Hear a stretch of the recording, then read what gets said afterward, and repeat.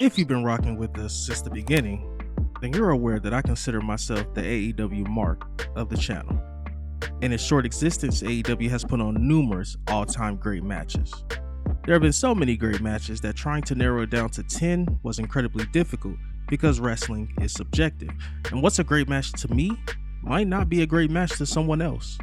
With that being said, my name is Mark from WBP TV, and these are my top 10 AEW matches. Don't forget to like the video, subscribe to the channel, and hit that notification bell so you don't miss out on any uploads. Without further ado, let's cue that intro. I'm a visionary, revolutionary. I'm a visionary, revolutionary.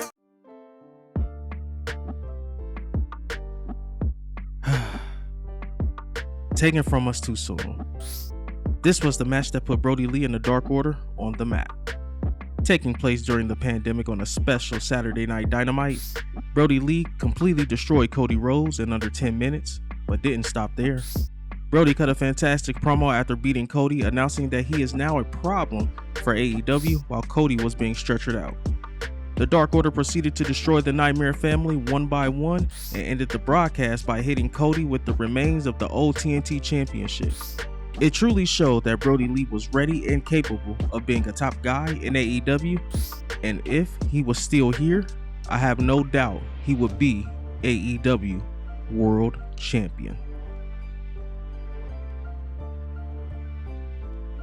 Maybe this is recency bias, but you won't find a more violent match in AEW than this match that took place at this year's Revolution.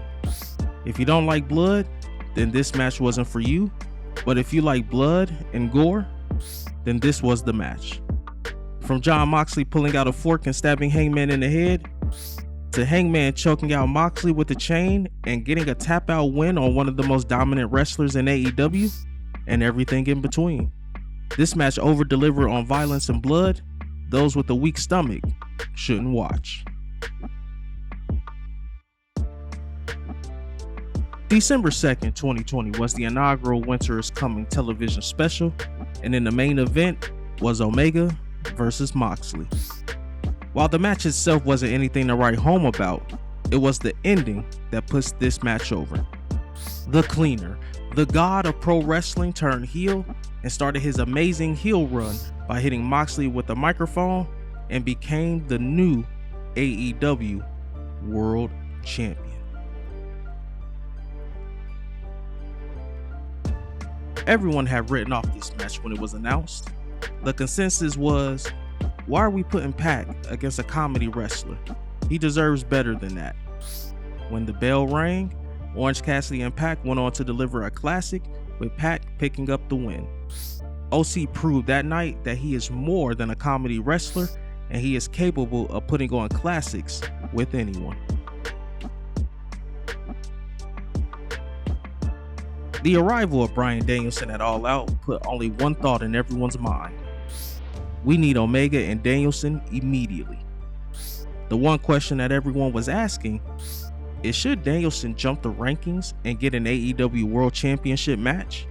TK decided to give the fans what they wanted, but made it an exhibition match between the two. Once the match started, the crowd erupted into cheers, and this is awesome before the two even locked up.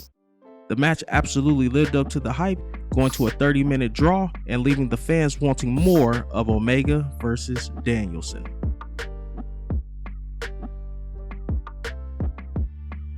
You know, Salamander always says anything the men can do, women should do as well. And outside of the women taking a Mankind-like bump off the top of Hell in a Cell, I kinda agree with him. This lights out match between Dr. Britt Baker DMD and Thunder Rosa was the epitome of anything the men do, we can do as well. With blood, ladders, and thumbtacks, and an all-time great image of Dr. Britt Baker bleeding profusely, this match went on to show TK who to book the women's division around. Oh, by the way, that all-time great image of Dr. Britt Baker DMD bleeding profusely turned into a t-shirt that is still on shopaew.com.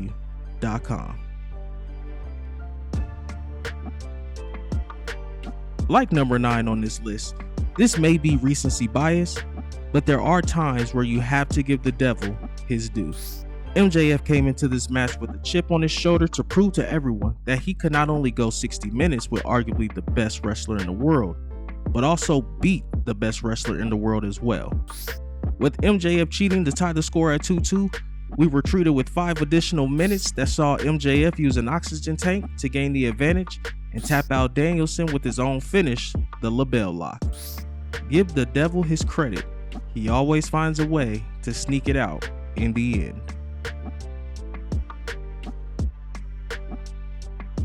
The Young Bucks, the Lucha Brothers, and a steel cage match. What more do you need? I can think of one more thing. How about a Nike Air Jordan sneaker with thumbtacks on the outsole mixed with branding color in a do or die spot because he had to throw the bag the shoe was in over the cage and into the ring, and you get a classic on pay-per-view. The Young Bucks healed it up by tearing at the Lucha Brothers mask, but it only got better from there. A bloody Penta stepping in front of his brother Rey Fenix to take a super kick from the thumbtack sneaker. Penta also took a running kick while his head was stuck on the thumbtacks. All of that led to a fantastic finish that saw Rey Fenix dive off the cage and the Lucha Brothers hit their tag team finish for the win. Added bonus that we got to see a bloody Penta celebrate with his family at ringside. Let's take a trip down memory lane. If I told you FTR, formerly known as The Revival, would be baby faces, would you believe me? Fast forward to 2022, and that's where we're at. The Young Bucks as heels versus FTR as baby faces, and what a match we were privileged to watch. In the main event of Dynamite, these two teams gave us everything they had and then some, and the ending was absolutely fantastic, marvelous even. With Matt Jackson, knowing the end is near, he had one more act of defiance by spitting on both members of FTR and receiving a BTE trigger for his disrespect, a double kiss on the cheek, and the big rig or shatter machine if you feel they're going back to WWE. What more can be said about this match that hasn't been said? Dave Meltzer of Wrestling Observer Newsletter awarded the Tag Team Championship match 6 stars, which is AEW's highest rated match and the highest rated tag team match in the history of professional wrestling, with Meltzer describing it as the greatest tag match in history. The story of this match was the hatred between Matt Jackson and Hangman Page, with Omega caught in the middle. Multiple spots stand out in this match. Spots like Hangman spitting on Matt Jackson, Matt Jackson barking at Nick Jackson to get up for a devastating Meltzer driver on the outside, Hangman Page stopping a Meltzer driver and powerbombing Nick Jackson through a table, and even Hangman hitting the one-winged angel.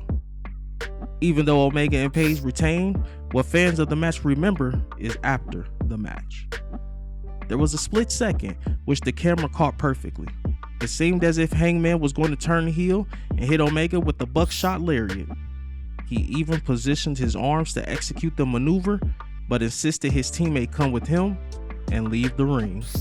Now, how do you all feel about my list? Do you agree? Comment below and let me know which matches I missed. Don't forget to leave a like on the video, subscribe to the channel, and push that notification bell for daily wrestling videos. Once again, I'm KB the Mark, signing off. Until the next one. I started with nothing and came out a king. I've been the one that's been ballin' for rings. It's been me and my team and we chasing the green. My team be the shit, we ain't ballin' for free. My team be the shit, we ain't ballin' for free.